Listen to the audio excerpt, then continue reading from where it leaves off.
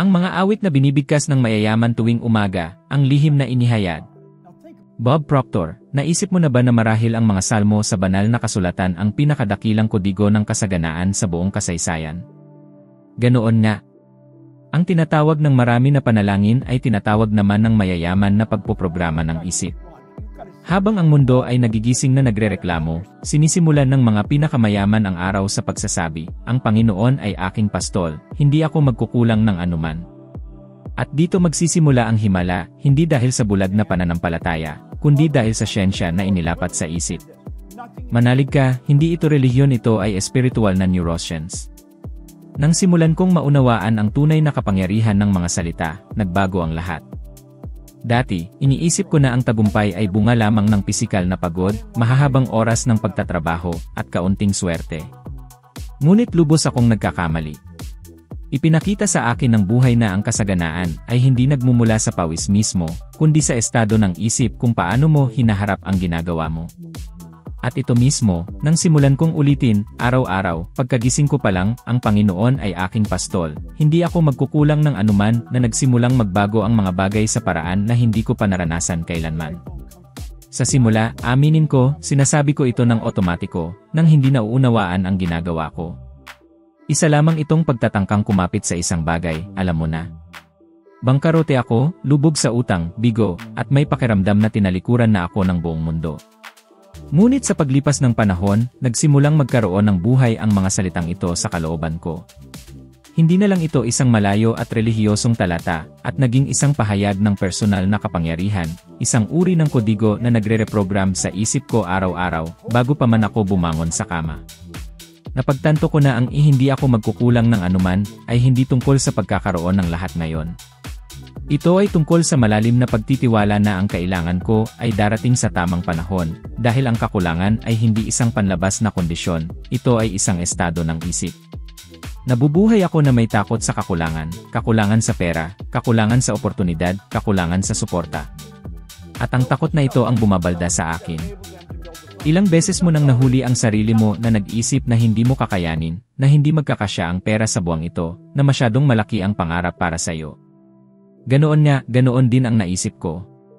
Hanggang sa napagtanto ko na ang pag-isip na ito ang tunay na magnanakaw ng kasaganaan. Iniisip ng karamihan na kailangan nilang makadama ng seguridad bago sila kumilos, ngunit ang totoo ay ang kabaligtaran. Kapag kumilos ka ng may tiwala, kahit walang garantiya, doon isisilang ang seguridad. Para itong pagtapak sa isang hindi nakikitang sahig at matuklasan na nandoon lang ito sa lahat ng oras, naghihintay sa bawat hakbang mo. Ito ang naranasan ko nang, kahit walang karanasan, nagpasya akong magbukas ng isang maliit na negosyo sa paglilinis. Wala akong kapital, wala akong kontak, hindi ko nga sigurado kung magtatagumpay ito. Ngunit mayroon akong isang bagay na ayaw ko nang mawala pa, ang paninindigan na hindi ako magkukulang ng anuman. At ang paninindigan na ito ang nagbigay sa akin ng lakas ng loob upang gawin ang unang hakbang. Sa wala pang isang taon, ang simpleng negosyong iyon, na nagsimula sa takot at isang balde sa kamay, ay sumusuporta sa akin ng mas mahusay kaysa sa anumang trabaho na napasukan ko. At doon ko naunawaan, ng totoo, na ang kasaganaan ay nagsisimula sa loob. Kapag nagbago ang isip mo, nagbabago ang universo kasama mo. Ngayon, pinapatunayan ng siyensya ang itinuro na ng mga salmo, libu-libong taon na ang nakalipas. Ang mga pag-aaral mula sa Universidad ng California ay nagpapakita na ang mga taong naglilinang ng panloob na tiwala at positibong visualization ay may 3 ulit na mas malaking pagkakataon na gumawa ng matatapang na desisyon at makamit ang makabuluhang resulta. Hindi ito nagkataon lang. Kapag ikaw ay naniniwala, nagva-vibrate ka sa isang ibang frequency, at ang frequency na ito ang umaakit sa mga sitwasyon, tao, at ideya na dati ay tila hindi mo kayang abutin. Naranasan ko ito mismo. May isang partikular na gabi kung saan tila gumuho ang lahat. Pagod ako, nakasalansan ang mga bayarin sa mesa, at malakas ang pakiramdam ng kabiguan. Umupo ako sa sahig ng kusina, sumandal sa pader at nanahimik ng ilang sandali, nakatingin sa kawalan.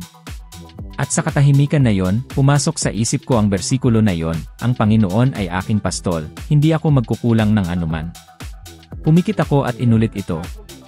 Muli at muli. Hindi dahil sa pag-aapura, kundi dahil sa pananampalataya. At may isang kahangahangang bagay na nangyari, isang malalim na kapayapaan ang sumakop sa akin. Parang inalis ang 100 kilong bigat mula sa likod ko. Kinaumagahan, may tumawag sa akin na nag-alok ng oportunidad sa trabaho. Nagkataon lang. Siguro. Ngunit gusto ko itong tawaging pagkakatugma. Ang gusto kong maunawaan mo ay ang pananampalataya, kapag isinama sa paninindigan ng isip, ay hindi pagtakas mula sa katotohanan, ito ang puwersa na lumilikha ng isang bagong katotohanan. Nauunawaan ito ng mga mayayaman, ng mga masagana, ng mga taong nakakamit ng malalaking bagay, ng matalino. Hindi sila nagigising na iniisip kung ano ang kulang, kundi kung ano ang mayroon na sila, at kung ano ang kaya nilang likhain mula roon. Habang ang karamihan ay nagigising na nagtatanong, magagawa kaya ito, nagtatanong sila, paano ko ito magagawang matagumpay? Ito ay isang bahagyang pagkakaiba, ngunit ito ang naghihiwalay sa takot mula sa kasaganaan. At, tignan mo, hindi ko sinasabi na ulitin mo lang ang magagandang salita, at asahan mong mahuhulog ang lahat mula sa langit. Hindi. Ang pinag-uusapan ko ay ang pag-ayon ng isip mo sa isang estado ng pagtitiwala na ganap na matatag kaya, kahit nahaharap sa mga pagsubok, nananatili kang sigurado na ang pinakamahusay na daan ay magbubukas.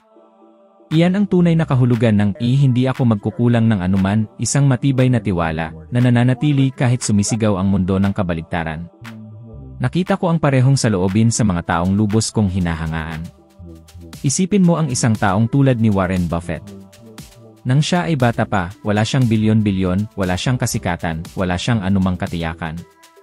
Ngunit mayroon siyang isang makapangyarihang paninindigan na hindi siya magkukulang ng kailangan. Ang paniniwalang ito ang nagtulak sa kanya na mamuhunan noong umurong ang lahat, at ito mismo ang pagtitiwala na nagdala sa kanya sa kinaroroonan niya ngayon. Hindi ang pera ang lumikha ng tiwala. Ang tiwala ang lumikha ng pera. At kung nagdududa ka, isipin mo sandali, ano ang ipinapatalo sa iyo ng takot sa kakulangan? Ilang oportunidad na ang pinalampas mo dahil hindi mo naisip na handa ka na o dahil naghihintay ka ng perpektong sandali. Ang takot sa kakulangan ay isa sa mga pinakadakilang kaaway ng kasaganaan. Kapag inilipat mo ang focus mula sa takot patungo sa tiwala, nagbabago ang mundo kasama mo. Kaya, gusto kong magmungkahi sa iyo ng isang simpleng ehersisyo, ngunit makapangyarihan. Sa loob ng susunod na 7 araw, bago mo kunin ang cellphone, bago ka magkape, bago ang lahat, tumigil ka muna ng 1 minuto. Humugot ng malalim na hininga. Ipikit ang iyong mga mata at sabihin, mula sa puso, ang Panginoon ay aking pastol, hindi ako magkukulang ng anuman. Ngunit huwag mo lang sabihin para masabi. Damhin mo. I-visualize mo ang iyong mga bayarin na nabayaran, ang mga proyekto na umaagos, ang mga oportunidad na lumalabas. Tingnan ang sarili mo na nabubuhay sa buhay na nais mo, at maniwala na ito ay palapit na. Magugulat ka sa mga nagsisimulang mangyari. Dahil kapag binago mo ang sinasabi mo, nagbabago ang nararamdaman mo. At kapag nagbago ang nararamdaman mo, nagbabago ang inaakit mo. Ang salmong ito ay higit pa sa isang sinaunang panalangin, ito ay isang mental na kodigo ng kasaganaan. At kapag naipasok mo ang kodigong ito, ang kakulangan ay mawawalan ng kapangyarihan sa iyo. Parang ang takot ay tumitigil sa pag-uutos sa mga desisyon mo at ang tiwala ang umuukit ng daan. Ang tunay na kasaganaan ay hindi nagsisimula sa balanse ng bank account, kundi sa estado ng isip ng isang taong alam na palaging may daan, kahit gumuho ang lahat. Ang kasaganaan ay isang tugon mula sa buhay sa mga taong naniniwala na hindi sila magkukulang ng anuman. Dahil sa huli totoo ito, kapag nagtitiwala ka, ang universo ay nagsasabuatan. Maraming taon ang inabot sa akin, at maraming pagkadapa, upang maunawaan kung ano talaga ang ibig sabihin ng nakatanim sa tamang lupa. Sa mahabang panahon, ipinagkamali ko ang masipag na pagtatrabaho sa pag-unlad. Akala ko, kung magsisikap lang ako ng sapat, natural na magiging matagumpay ang mga bagay. Ngunit ipinakita sa akin ng panahon na hindi lahat ng pagsisikap ay nagbubunga, lalo na kung ito ay ginugugol sa isang tuyong lupa, walang layunin. At nang naunawaan ko ang bersikulo na yon, siya'y magiging parang punong kahoy na nakatanim sa tabi ng mga agos ng tubig, biglang luminaw ang lahat sa loob ko.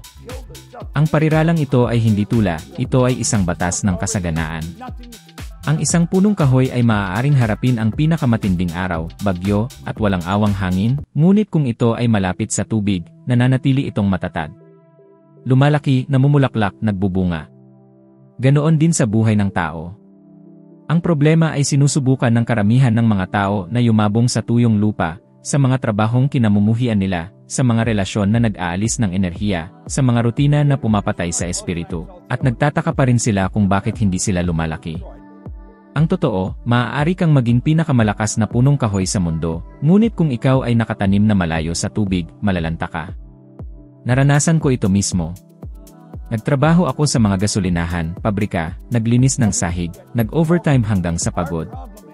Ipinagmamalaki ko ang pagsisikap ko, ngunit sa kaibuturan, pakiramdam ko ay nabubuhay lang ako, hindi nabubuhay ng totoo. Para itong pagdidilig sa disyerto, araw-araw na umaasa na tutubo ang mga bulaklak. At hindi sila tumutubo. Hanggang sa napagtanto ko isang araw na ang problema ay hindi ang pagsisikap ko, kundi ang lupa ko. Ginugugol ko ang enerhiya ko sa isang bagay na hindi nagpapalusog sa kaluluwa ko. Doon ko natuklasan ang layunin ko, ang tulungan ang mga tao na baguhin ang paraan ng pag-iisip nila tungkol sa kayamanan at tungkol sa sarili nila. Nang simulan kong ituro ang natutunan ko tungkol sa isip, pananampalataya, at kasaganaan, may isang bagay sa loob ko ang nagising. Ang enerhiya ay nagmumula sa isang ibang lugar, natural, sagana. Hindi ko na kailangan ng sobrang taong pagsisikap. Parang natagpuan ko na sa wakas ang tubig na magpapalusog sa ugat ko. At nagtataka ako, ilan kaya ang mga taong nabubuhay ngayon sa eksaktong naranasan ko? Ilan ang nagpapagod sa isang walang kabuluhang trabaho, na naniniwala na ang pagsisikap at pagdurusa ay kasing kahulugan ng tagumpay?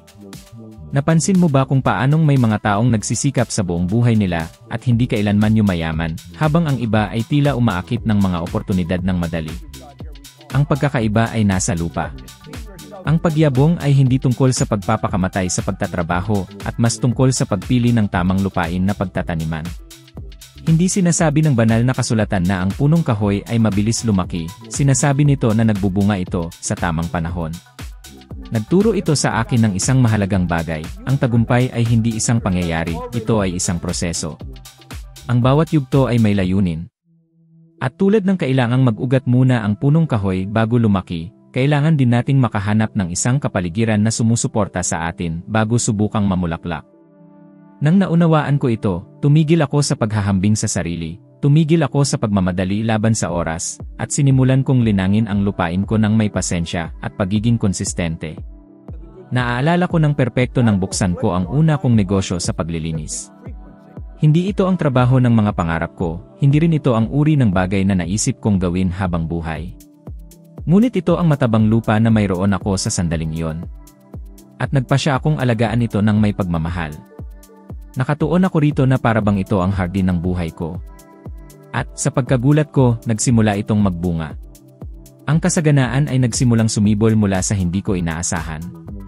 Nang maglaon, nang magsimula akong magturo, magsulat, at magsalita sa publiko, napagtanto ko na nagbago lang ako ng lupa, ngunit pareho ang ugat, ang maglingkod, lumikha ng halaga, gumawa ng mabuti. Ito ay isang pangkalahatang katotohanan, kapag ang ginagawa mo ay nakaayon sa kung sino ka, ang paglago ay hindi maiiwasan. Ang kasaganaan ay natural na umaagos, dahil hindi mo kailangang pilitin ang bagay na magkakasuwato. Si Oprah Winfrey ay isang mahusay na halimbawa nito. Maaari sana siyang makontento sa kahirapan kung saan siya ipinanganak, ngunit nagpasya siyang gamitin ang sakit niya bilang panggatong para sa misyon niya na magbigay inspirasyon sa mga tao. Sa pagkonekta sa layunin niya, ang buhay niya ay yumabong ng hindi inaasahan. Naging isa siya sa mga pinakamayaman at pinakamaimpluwensyang babae sa mundo. Hindi dahil hinabol niya ang pera, kundi dahil itinanim niya ang sarili niya sa tamang tubig. Pinapatunayan ng siyensya ang itinuro na ng mga espiritual na prinsipyo na ito. Ipinapakita ng mga pananaliksik ng Gallup na ang mga taong nagtatrabaho sa isang bagay na nakaayon sa talento at hilig nila ay 6 na ulit na mas nakatuon at 3 ulit na mas handang makamit ang pinansyal na kagalingan. Hindi ito nagkataon, ito ay biyolohiya at espiritualidad na nagtutulungan. Iba ang tugon ng katawan kapag ikaw ay nasa isang lugar na may kabuluhan para sa kaluluwa mo. Nagigising ka ng mas magaan, mas malikhain, mas handa. Ang pagod ay nagiging kasiyahan. Ngunit mahalagang maunawaan na, kahit sa matabang lupa, hindi agad dumarating ang bunga. Kailangang igalang ang oras ng binhi. Maraming tao ang sumusuko bago ang pag-aani dahil gusto nila ng agarang resulta. Parang binunot ang tanim sa lupa upang makita kung nag-ugat na ito. At kapag walang nakita, nawawalan ng pananampalataya. Ako mismo ay muntik nang ginawa ito ilang beses. Ilang oportunidad ang pinabayaan kong mamatay dahil sa kawalan ng pasensya. Ngunit natutunan ko na, kung patuloy kang magdidilig at magtitiwala, darating ang bunga, palaging dumarating sa tamang panahon. At marahil ikaw ay nasa puntong ito, nagsisikap ng husto, ngunit pakiramdam mo ay walang nangyayari. Marahil ang problema ay hindi kung gaano ka nagtatrabaho, kundi saan ka nakatanim. Tignan mo ang buhay mo ngayon at magtanong, ang lupa ba kung saan ako naroroon ay nagpapalago sa akin o nagpapatuyo? Ang relasyon na ito, ang trabaho na ito, ang rutina na ito, nilalapitan ba ako nito sa layunin ko o inilalayo? Gusto kitang hamunin na gumawa ng isang simpleng bagay, ngunit makapangyarihan. Sa loob ng susunod na 30 araw, obserbahan ang lahat ng ginagawa mo sa araw-araw mong buhay. Isulat ng tapat kung ano ang nagpapalusog sa iyo at kung ano ang nag-aalis ng enerhiya sa iyo.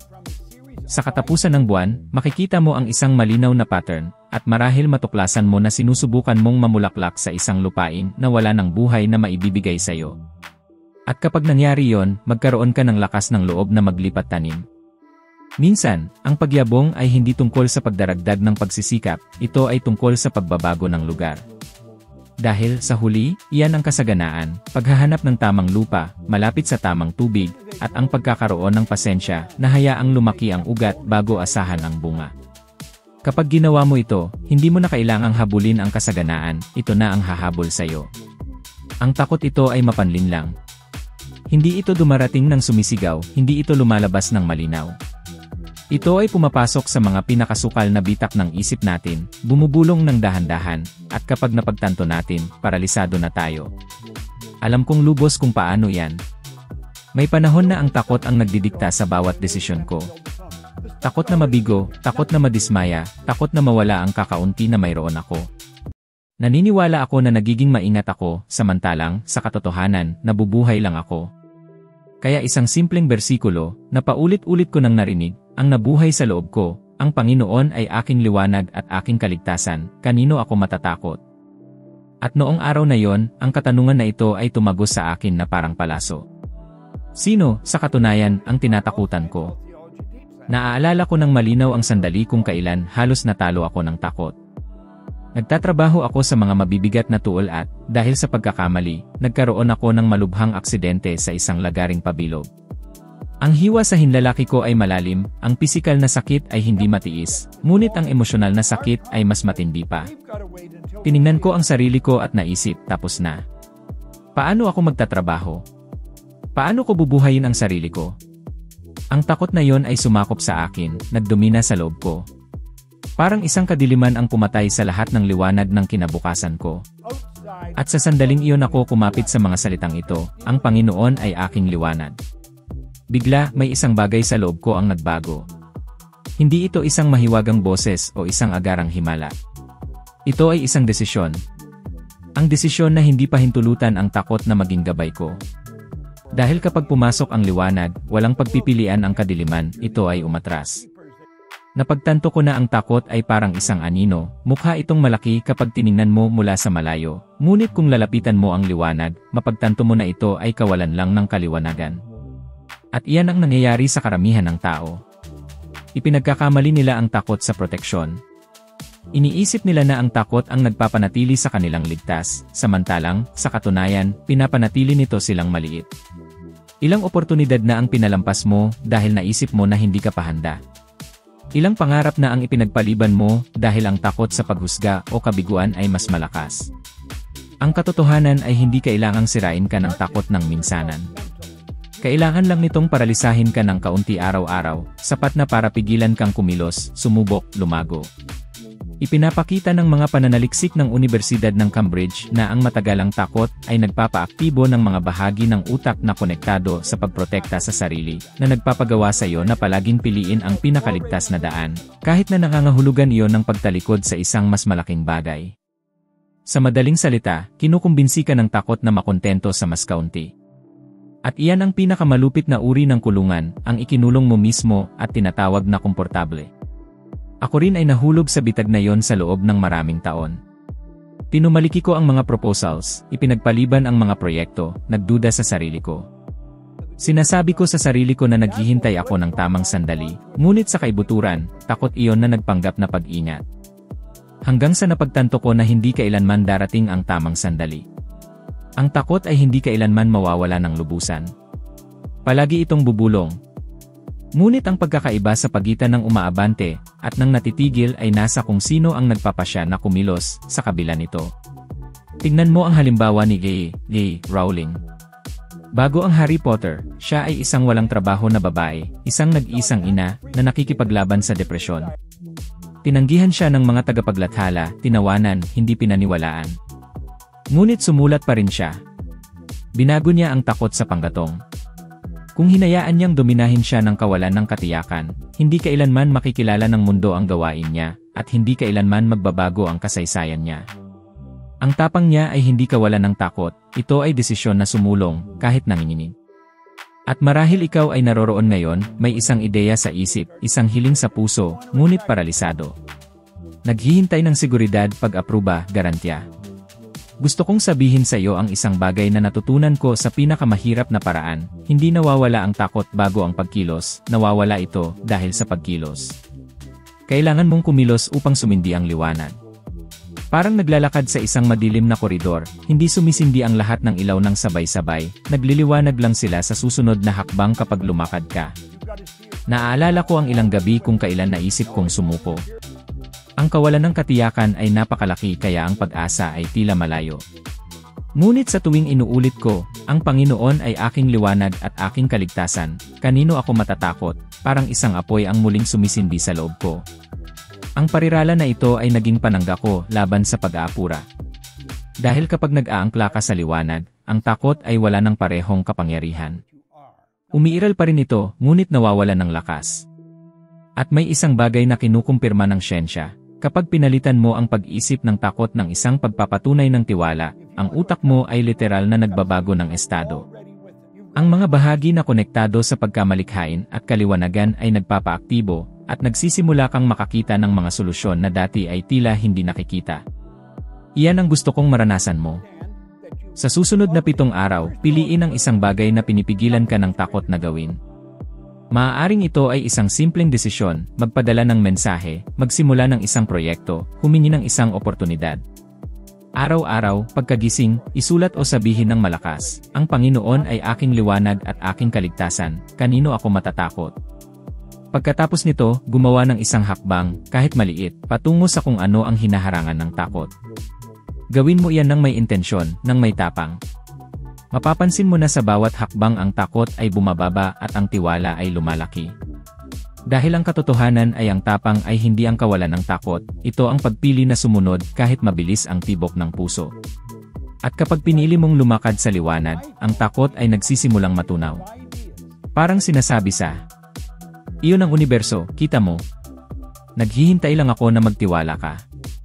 Kaya, sa susunod na sandali na susubukan kang paralisahin ng takot, tandaan, ang liwanag at ang takot ay hindi maaaring magkasama sa isang lugar. Ang isa sa kanila ay palaging mananaig, at nasa iyo ang desisyon kung alin ang magliliwanag sa daan mo. Matagal akong nagtagal bago ko naintindihan na ang tunay na kayamanan ay wala sa pera na pumapasok, kundi sa panahon na nakakawala. Alam mo, nawalan ako ng mga taon ng buhay ko na naniniwala na ang lihim ng kasaganaan ay ang magtrabaho ng mas matindi, tumakbo ng mas mabilis, lumaban ng mas masigasig hanggang sa napagtanto ko na hindi ang pagsisikap ang kulang sa akin, kundi karunungan na gamitin ang panahon na mayroon ako. At nang nabasa ko ang bersikulo, kaya turuan mo kami na bilangin ang aming mga araw, upang kami ay magkaroon ng pusong matalino, doon sa wakas pumatak ang katotohanan na ito. Tinamaan ako niyan sa isang napakatinding paraan, kaya kinailangan kong tumigil. Napagtanto ko na sinusubukan kong mag-ipon ng mga resulta, ngunit nagsasayang ng pinakamahalagang resource sa lahat, ang oras ng buhay ko. Hindi napapansin ng karamihan kung gaano kamahal ang panahon sa universo. Kumikilos tayo na parang walang katapusan ito.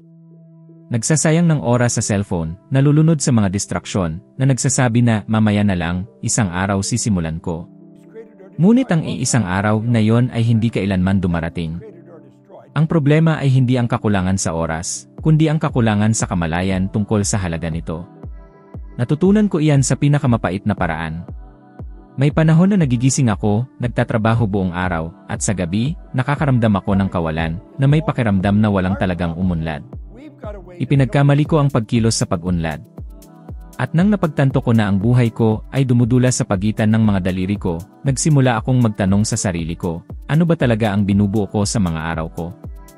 Ang katotohanan ay lahat tayo ay may parehong paunang puhunan, 24 na oras sa isang araw.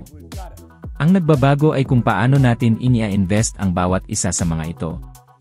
Nang sinimulan ko ang negosyo ko sa paglilinis, wala akong pera, wala akong diploma, wala akong impluensya. Ngunit mayroon akong oras, at sinimulan kong tratuhin ito na parang ginto yon. Tumigil ako sa pagsasayang ng oras sa pagrereklamo at sinimulan kong pag-aralan ito, literal.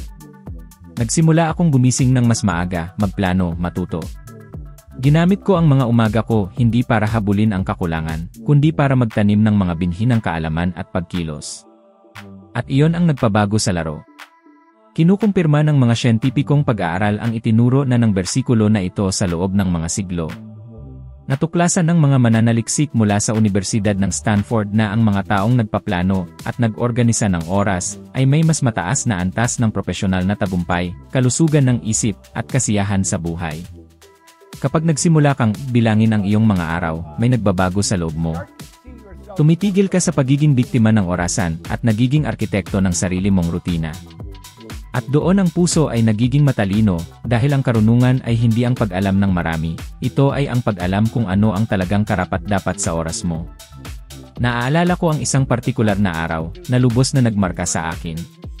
Nakaupo ako sa isang kapihan, pinapanood ang mga tao na tumatakbo pabalik-balik, at nagsimula akong mag-isip kung paanong mukhang abala ang lahat, ngunit ilan lang ang mukhang buhay. Kinuha ko ang isang papel at sinimulan kong isulat kung gaano katagal ang ginugugol ko sa mga bagay na hindi ako dinadala sa kung saan. Mga social media, walang kabuluhang pag-uusap, walang silbing pag-aalala sa huli ng listahan, napagtanto ko na sinasayang ko ang halos kalahati ng buhay ko sa mga distraksyon. Iyon ay isang suntok sa tiyan. Sa sandaling iyon, nangako ako sa sarili ko, hindi ko natratuhin ang panahon na parang garantisado ito.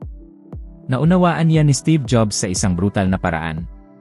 Nang matanggap niya ang diagnosis na nagpahadlang sa kanya na harapin ang kamatayan niya, sinabi niya na nagsimula niyang tingnan ang bawat araw bilang isang natatanging oportunidad.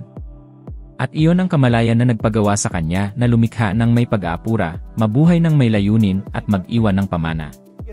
Ang pagbilang ng mga araw ay hindi lang ang pagmamarka ng panahon, ito ay ang pagbibigay kahulugan sa bawat sandali. Ito ay ang pagtingin sa buhay mo at pagtatanong sa sarili, ano ang ginawa ko ngayon na patuloy na iral pagkatapos akong umalis? Ngunit alam kong masakit ang pagmumuni-muni na ito dahil pinipilit tayo nitong harapin kung gaano karami sa oras natin ang malabo na na-invest. Kaya, gusto kong magmungkahi sa iyo ng isang simpleng ehersisyo, ngunit nagbabago. Sa loob ng susunod na 7 araw, isulat ang lahat ng ginagawa mo, bawat gawain, bawat pahinga, bawat distraksyon. Sa katapusan ng linggo, tingnan ang mapa na ito ng oras mo at maging matapat sa sarili mo, ano ang naglalapit sa iyo sa layunin mo at ano ang nagpapalayo.